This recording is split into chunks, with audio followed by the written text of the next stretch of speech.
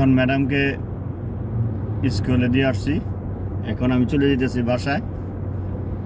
এই এই রোডটা দিয়ে বিগত 2 বছরে এই রোডটা দিয়ে চলাচল করছি।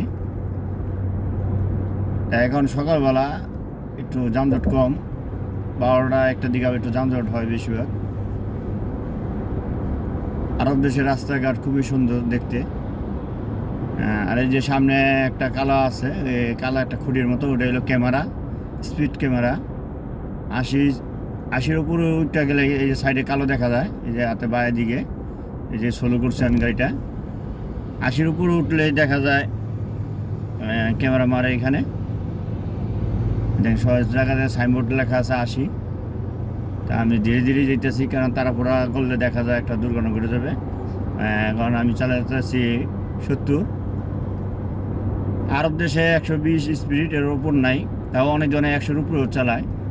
তা আমি আমার নিয়মভাবেই চালাই, যাতে একটা কোনো ধরনের ফাইন বা কোনো কিছু যাতে না আসে আমার। সকলে দোয়া